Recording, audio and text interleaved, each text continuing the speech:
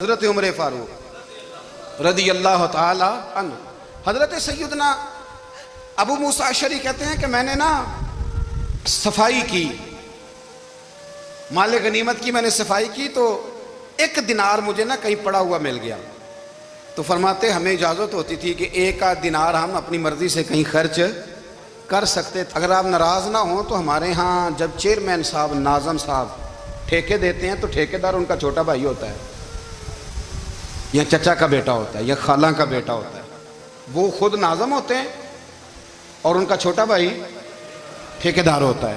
یعنی وہ سارا کچھ گھر کے اندر ہی رہتا ہے. گھر کے اندر ایک پیسہ دیتا ہے، دوسرا واپس اس کو واپس کر دیتا ہے. گھر کے اندر ہی. اب تو خیر ہمارے لوگ سمجھدار ہو گئے.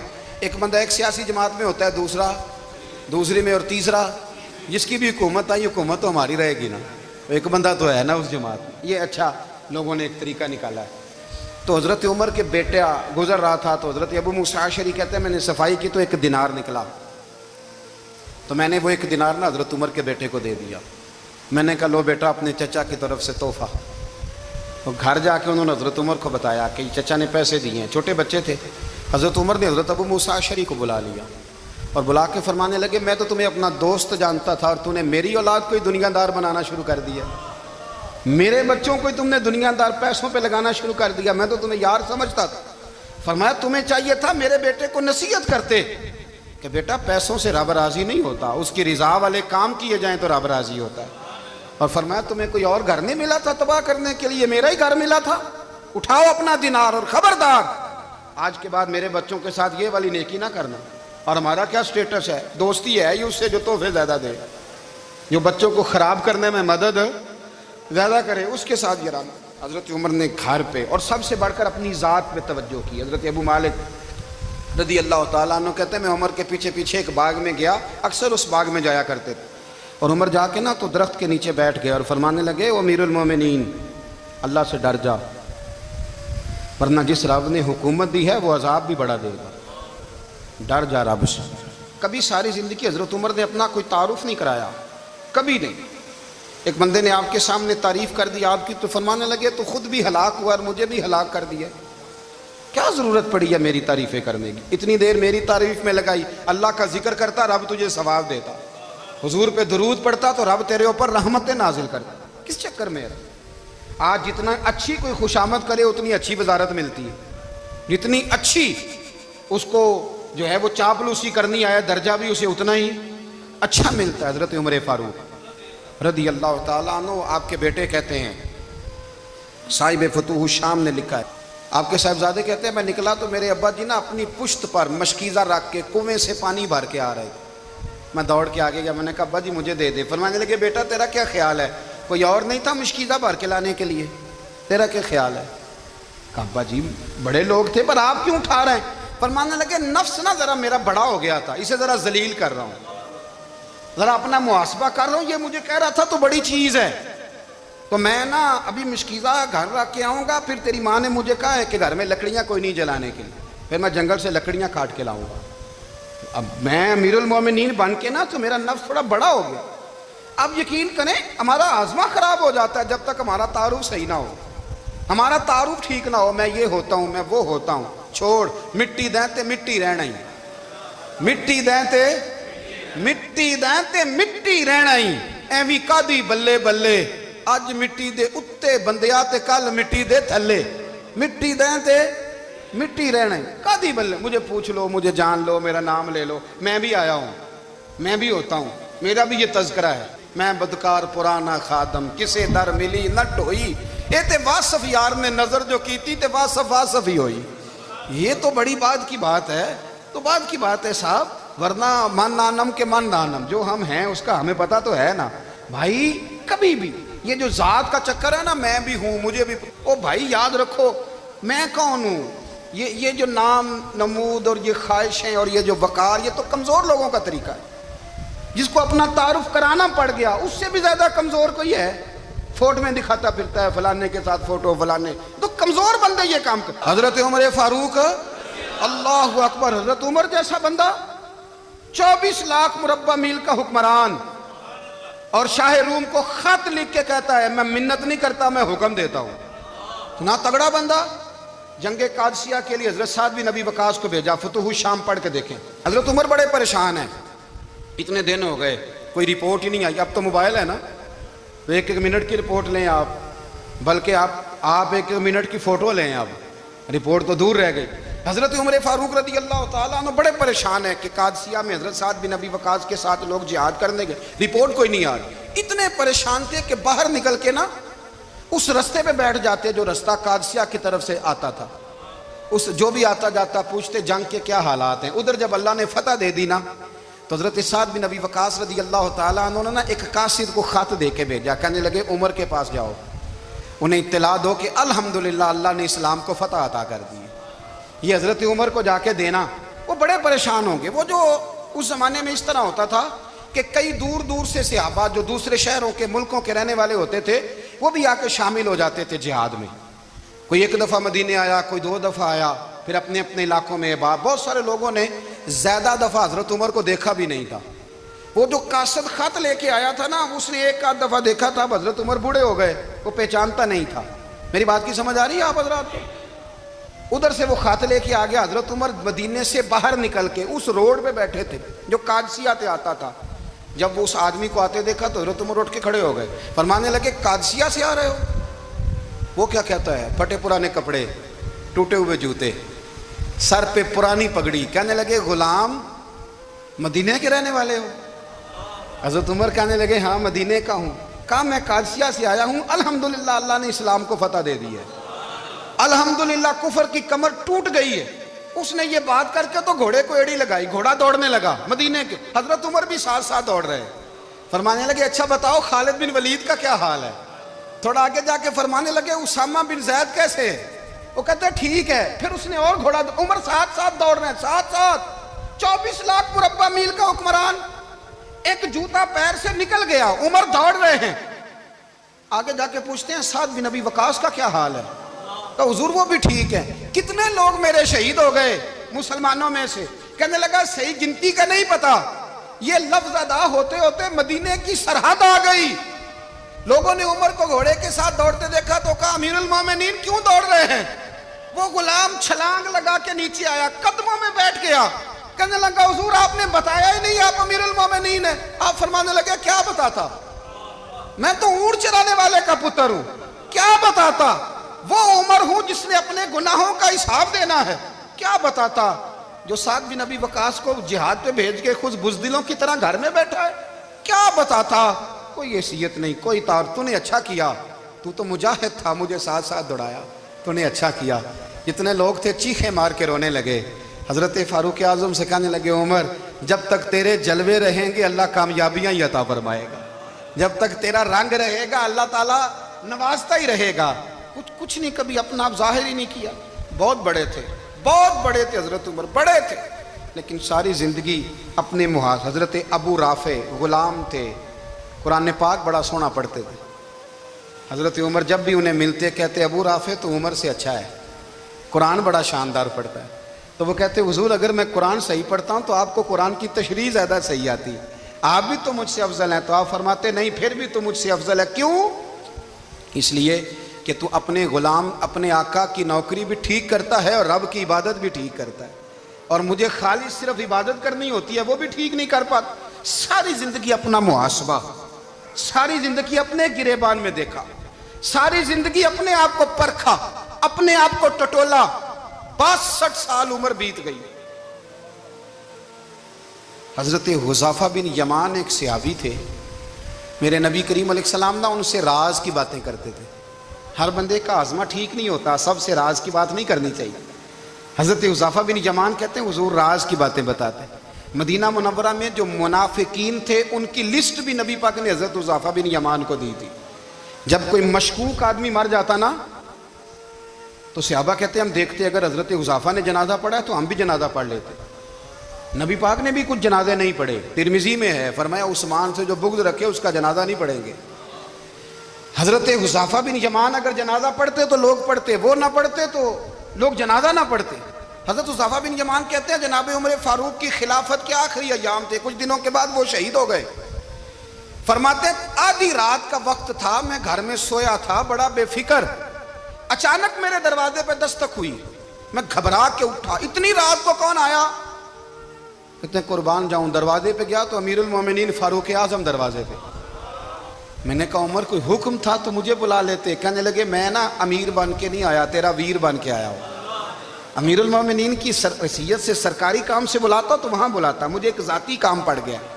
کہتے ہیں میں نے عمر کو گھر کی اندر بلا کے چارپائی پہ بٹھایا، میں نے کہا حضور میں غریب آدمی میں کیا آپ کے کام آ سکتا ہوں؟ تو کہتے ہیں انہوں نے نا مجھے ساتھ بٹھا لیا، پھر میرا ہاتھ پکڑ لیا، کہنے لگے تو عمر کو جانتا ہے؟ عمر جھوٹ نہیں بولتا۔ تو جانتا ہے؟ عمر وعدوں کا پکا ہے۔ کہا حضور جانتا ہوں۔ کہا میں اس وقت آیا ہوں جب دیکھ بھی کوئی نہیں رہا۔ حضرت حذیفہ بن یمان کہتے ہیں پریشان ہو گیا، حضور پہلیاں نہ بجھوائے، مہربانی کریں بتائیں کدھر آئے ہیں؟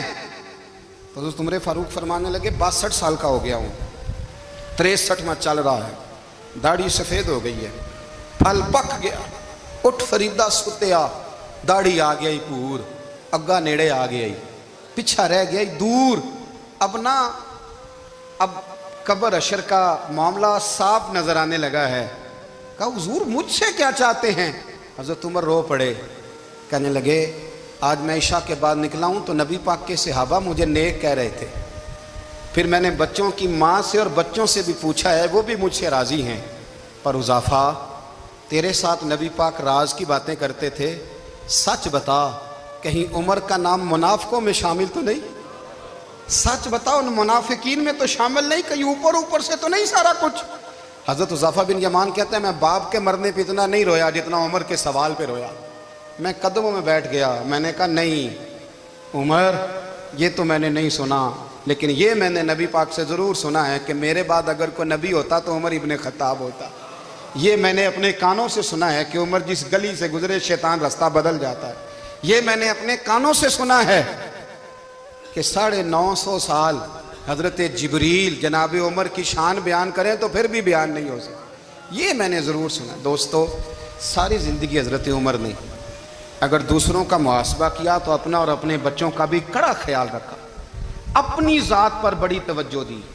جو لوگ اپنا بھول جاتے نا، ہمیں اپنی صحت کا بڑا خیال ہے لیکن اپنی روحانی زندگی کا کوئی خیال نہیں ہے، قلبی زندگی کا کوئی تصور نہیں ہے۔ آپ یقین کریں موٹا آدمی کمزور ہونے کے لیے جدوجہد کر رہا ہے، کمزور طاقتور ہونے کے لیے، لیکن جس کو کتنے دن بیت گئے اللہ رسول کی یاد میں رویا ہی نہیں، کتنے دن بیت گئے نعت سننے کو دل ہی نہیں چاہا، جسے مہینوں بیت گئے اور قرآن پاک کی طرف نظر ہی نہیں گئی، وہ فکر مند ہی نہیں۔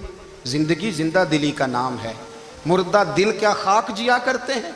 بھائی حضرت عمر کی زندگی دور حاضر میں ہمیں یہ سبق دیتی ہے کہ کڑی نگرانی رکھو اپنے پودوں کی، کڑا خیال رکھو اپنے ذاتی باغ کا، اور یہ جو تمہارے دل کی دنیا ہے یہ تمہاری روح کی زندگی ہے، اس کا محاسبہ کرتے رہو۔ نبی کریم علیہ السلام نے فرمایا اپنا حساب خود کر لو قبل اس کے کہ تمہارا حساب کیا جائے۔ اپنا حساب بولیے، اپنا حساب۔ ہم ساری دنیا کا حساب کرتے پھرتے ہیں، کوئی کہاں سے کماتا ہے کہاں کھاتا ہے، پر اپنا حساب حضور نے فرمایا حساب کر لو قبل اس سے کہ تمہارا حساب۔ مولا علی فرماتے ہیں نماز پڑھ لو قبل اس کے کہ تمہاری نماز پڑھی جائے۔ یہ بڑا عجیب معاملہ ہے کہ ہم جتنے لوگ ہیں ہمارا معیار یہ ہے کہ سامنے والا غلط ہے اور میں ٹھیک، یعنی دوسرے کا بچہ گلی میں نظر آ جائے تو اس کی غلطیاں نکلنی شروع ہو جائیں گی، اور میرا بچہ سارا شہر گھوم آئے ایک ٹائر پہ موٹر سائیکل پہ تو ہم کہتے ہیں کہ ابھی بچہ ہے، انشاءاللہ سیانا ہو جائے گا۔ اگر ابا جی آج تک سیانے نہیں ہوئے کہ اس کو سمجھا لیں تو پھر بیٹے کا سیانا ہونا تو ہو سکتا ہے کہ وہ 60-70 سال لگ ہی جائیں۔ گھر کے اندر جب تک توجہ نہیں ہوتی، اور سب سے پہلے جب تک اپنی ذات پر توجہ نہیں ہوتی، تو والد کا جب تک کردار بچے نہیں دیکھتے جب تک اتنی دیر تک ان کا تبدیل ہونا ممکن نہیں ہوتا۔ حضرت عمر فاروق رضی اللہ تعالیٰ عنہ باہر والوں کا بھی بڑا سخت حساب کرتے تھے۔ بڑا ایک گورنر صاحب نے لباس بڑا شاندار پہننا شروع کر دیا تھا تو حضرت عمر نے اتروا کے نا تو انہیں ٹاٹ کا لباس پہنا کے تو اونٹ چرانے کی ڈیوٹی دے دی تھی، اتنا سخت احتساب کرتے۔ کسائی کی دکان پر بھی 1-2 گھنٹے کھڑے ہوتے تھے، جو آدمی مسلسل 2 دن گوشت خریدتا تھا نا فرماتے تھے اس کا ٹیکس بڑھا دو، لوگوں کو دال نہیں مل رہی اور یہ روز گوشت کھاتا ہے۔ حضرت فاروق اعظم اس کو جزیہ کہا جاتا تھا، یا کچھ اور معاملات ہوتے تو بڑھا دیتے تھے. مسلسل جو 2 دن آدمی گوشت کھاتا تھا فرماتے تھے مدینے میں غربت ہے, اگر یہ والا نظام تم کرو گے تو غریب لوگ کس کی طرف دیکھیں گے. لیکن اس سے زیادہ بڑھ کر جو ان کی زندگی کا معیار اور سٹیٹس تھا وہ یہ تھا کہ اپنے گھر کا خاص خیال رکھتے, خاص توجہ کرتے. ملک شام سے اور ایران سے کچھ لوگ آپ کی خدمت میں آئے تو وہاں سے کچھ کنیزیں بھی آئیں, ان کے بادشاہ پیغام لے کے. شاہ ایران کی کنیز کو ملکہ نے کہا کہ نا حضرت عمر کی زوجہ کو دیکھ کے آنا ذرا کس طرح کی ہے. ہمارے ملک میں کیا کہتے ہیں, خاتون اول, جی خاتون, باقی سارے دووں میں خاتون اول. ذرا خاتون اول کو دیکھ کے آنا. تو وہ جب آئی نا گھر میں ملنے تو کہا کہ مجھے میری ملکہ نے کہا تھا کہ عمر کی زوجہ سے, اہلیہ سے ملاقات کر کے آنا. تو حضرت عمر کی اہلیہ نے نا ایک جوڑا کپڑوں کا دے دیا ملکہ کے لیے اور ایک خوشبو کی شیشی دے دی. اب جب وہ تحفے وہاں بھیج گئے تو اس ملکہ نے نا کچھ سونے کا سامان بھیجا, کچھ زیورات بھیجے, کچھ تحائف بھیجے. جب حضرت عمر کے گھر آئے نا وہ خادم لے کے آیا, اس نے کہا جی آپ کی اہلیہ نے تحفے بھیجے تھے. تو جواب میں شاہ ایران کی بیوی نے, یہاں جس ملک کا وہ سفیر تھا, انہوں نے بھی یہ بھیجے. تو حضرت عمر فاروق نا وہ تحفے لے کے گھر گئے تو جا کے کہنے لگے اپنی اہلیہ سے, یہ تو کب سے تحفے تحائف بھیجنے لگ گئی ہے, یہ کب سے نظام شروع ہو گیا؟ تو کہ حضور تحفہ دینا لینا تو ٹھیک ہے, سنت ہے, محبت بڑھتی ہے, تو یہ کوئی قباحت نہیں, اور میں نے اپنی ذاتی استعمال کے لیے جو چیزیں رکھی تھی وہ میں نے دی ہیں. تو حضرت عمر فاروق رضی اللہ تعالیٰ عنہ فرمانے لگے ہم نے کسی ملک کے ساتھ اور اس کے بادشاہ کے ساتھ ذاتی تعلق نہیں بنانا, تعلق جو بھی بنے گا رسول اللہ کے دین کی برکت سے بنے گا. ذاتی رشتے نہیں ہم نے قائم کرنے. ذاتی آپ کے ملک کی جو ایئر لائن جس کا ہر سال خسارے کا ڈنڈورا پیٹا جاتا ہے نا, وہ ہمارے بادشاہ صاحب اور صدر صاحب اگر غیر ملکیوں کو گھوڑا کبھی بھیجنا ہو نا, گھوڑا, تو پورا ایک جہاز گھوڑا لے کے تحفے میں جاتا ہے. پورا جہاز غریب قوم کا یہ سرمایہ, اور قوم بڑی بادشاہ ہے, لائنوں میں لگ کے ووٹ دیتی ہے. 2 کام ہمیشہ لائن میں لگ کے کرنے, ایک بل لائن میں لگ کے جمع کرانا ہے اور ایک ووٹ لائن میں لگ کے, تاکہ پھر پورے 5 سال لائن میں ہی لگے رہیں. مرضی سے آپ ووٹ دینا, پر جو بات درست ہے اس کو سنو. حضرت عمر فاروق رضی اللہ تعالیٰ عنہ نے اپنی اہلیہ سے پوچھا کتنے کا تھا وہ تیرا جوڑا اور خوشبو کی شیشی؟ انہوں نے کہا 3 دینار کی. فرمایا یہ 3 دینار تیرے, اور باقی جو تحفے آئے ہیں وہ تو خود کہہ, چونکہ اس نے تیرے نام بھیجے ہیں, تو کہہ کہ میں مال غنیمت میں دیتی ہوں, تو کہہ میں مسلمانوں کو کہہ. تو زوجہ ہنس پڑی, کہنے لگی میں نام بھی کہوں تو مجھے کہنا تو پڑے گا ہی, کہنا تو میں نے ہے ہی, کیونکہ سامنے عمر فاروق ہیں, لہذا فرمایا کہہ دیتی ہوں میں نے دیا خزانے کو. حضرت عمر نے جمع کرا لیا. میں یہ کیا بات ہوں, میرے گھر والے جو مرضی کریں, ان کا معیار زندگی جس طرح کا مرضی ہو. اور حضرت عمر ایک جملہ کہا کرتے تھے, اللہ کرے کہ یہ باتیں اس دور حاضر میں ہماری سمجھ میں آئیں. حضرت عمر فاروق رضی اللہ تعالیٰ عنہ اپنے بچوں کو فرمایا کرتے تھے کہ بہت آدمی کو بھوک لگی ہو نا, اور پھر اس کی پسند کا کھانا پکا ہو, جتنے شوق سے وہ اس کھانے کو دیکھتا ہے نا, فرمایا اس طرح پوری قوم اپنے بادشاہوں کے خاندان کو دیکھتی ہے. اس تیزی کے ساتھ دیکھتے ہیں کہ ان کے گھر میں کیا ہو رہا ہے, ان کا معیار زندگی کیا ہے, ان کا سٹیٹس کیا ہے. سیدنا فاروق اعظم رضی اللہ تعالیٰ عنہ نے اپنے گھر کے اندر اپنے بچوں, آپ کے بچے دونوں کاروبار کے لیے مصر گئے, تو وہاں کے گورنر صاحب نے لوگوں سے, ایک بہت بڑا قافلہ گیا مدینے سے مصر تجارت کے لیے, جاتے ہیں نا آج بھی قافلے کئی ملکوں میں, تو یہ گئے تجارت کے لیے. تو حضرت عبداللہ ابن عمر, حضرت عبید اللہ ابن عمر, حضرت عمر کے دونوں بیٹے گئے. جناب عمر فاروق کے بچے جب وہاں پہنچے تو مصر کے گورنر نے نا لوگوں کو تعارف کرایا کہ یہ عمر فاروق کے بیٹے ہیں, یہ حضرت, یہ چودھری کے بیٹے کو کون بتاتا ہے کہ تو چودھری کا بیٹا ہے؟ باہر والے بتاتے ہیں, گھر والے جی. اور سیٹھ صاحب کے بیٹے کو کون بتاتا ہے کہ تو سیٹھ صاحب کا بیٹا ہے؟ اور مالک کو کون بتاتا ہے کہ تو مالک کا بیٹا ہے اور یہ کرایہ دار ہے؟ یہ کون بتاتا ہے؟ یہ سوچ ہم دیتے ہیں بچوں کو. چودھری اور کمی کی سوچ, امیر اور غریب کی سوچ, مالک اور کرایہ دار کی سوچ, گھر کے مالک کی اور کام کرنے والے کی سوچ, یہ ہم دیتے ہیں. یاد رکھنا, یہ ہم دیتے ہیں, یہ ہمارا مزاج ہے, یہ باہر سے نہیں آتی. تو کوئی شہزادہ ہے, تو سیٹھ ہے، تو نواب ہے، یہ سوچ باہر سے نہیں آتی. یہ اماں سوچ دیتی ہے، اماں، یہ ابا سوچ دیتا ہے. اور پھر جب تباہی اترتی ہے تو اس کے ذمہ دار بھی باہر والے نہیں ہوتے، گھر والے ہوتے ہیں. گھر والے. ہمارے بچوں کی طبیعتوں پر زیادہ نقش باہر والوں کا نہیں ہوتا، گھر والوں کا ہوتا ہے. یاد رکھیے گا. حضرت عمر فاروق رضی اللہ، بچے ہیں، شہزادے ہیں، وہ کاروبار کرنے گئے اور وہاں لوگوں نے بتایا گورنر صاحب نے کہ یہ فاروق اعظم کے بچے امیر المومنین کے. لوگوں نے ان سے زیادہ مال خریدا، تجارت میں زیادہ نفع ہوا. ظاہر ہے کہ وہ آپ کے جو اللہ خیر کرے حکمران ہیں، ان کے کاروبار کتنے ملکوں میں ہیں، کس بنیاد پر ہیں؟ وہ صرف اس بنیاد پر کہ وہ حکمران رہے، ان کے لیے آسان تھا بڑے لوگوں سے تعلقات بنانا. حضرت عمر فاروق رضی اللہ تعالیٰ عنہ کے بچے ڈھیروں مال کما کے جب واپس آئے نا، تو حضرت عمر سے آ کے بچوں نے بطور محبت کا، ابا جی اللہ نے بڑا ہی فضل کیا ہے، بڑا مال کمایا الحمدللہ، یہ دیکھیں کتنا نوازا ہے. تو حضرت عمر کہنے لگے سارے قافلے نے اتنا ہی کمایا ہے، سارے قافلے نے اتنا ہی کمایا ہے؟ کہ حضور نہیں، سارے قافلے نے اتنا نہیں کمایا، سب کو اتنا نہیں ملا. وہ تو وہاں گورنر صاحب نے لوگوں کو تعارف کرایا تھا کہ یہ عمر کے بچے ہیں، تو لوگوں نے پھر ہم سے بڑا ہی خریدا. تو حضرت عمر فرمانے لگے ٹھیک ہو گیا، میں بات سمجھ گیا ہوں. اس طرح کرو، جو تمہاری اصل زر تھی نا، جو راز تھی، وہ رکھ لو اور باقی سارا مال خزانہ میں جمع کرا دو. اس لیے کہ یہ تم نے تجارت نہیں کی، یہ تم نے اپنے باپ کا نام بیچا ہے، یہ تم نے امیر المومنین کے بیٹے ہونے کا فائدہ اٹھایا ہے. فرمایا یہ تمہارا نہیں حق، یہ مسلمانوں کا ہے. اس لیے کہ یہ مال تم نے محنت سے نہیں کمایا، یہ باپ کی کرسی کا فائدہ اٹھایا ہے. اور فرمایا اگر تم نے مال جمع نہ کرایا تو میں مال بھی لے لوں گا زبردستی اور کوڑے بھی ماروں گا، ڈبل سزا دوں گا. مرضی سے جمع کراؤ گے تو کوڑوں سے بچ جاؤ گے. بڑے بیٹے نے تو جمع کرا دیا، تو چھوٹا تھوڑا پریشان ہوا. تو حضرت عبداللہ ابن عمر چھوٹے کا ماتھا چوم کے کہنے لگے بیٹے چپ کر کے جمع کرا، یہاں بھی فخر کر کے ہم عمر کے بیٹے ہیں، اور قیامت میں بھی فخر کریں گے کہ ہم فاروق اعظم کے بیٹے ہیں.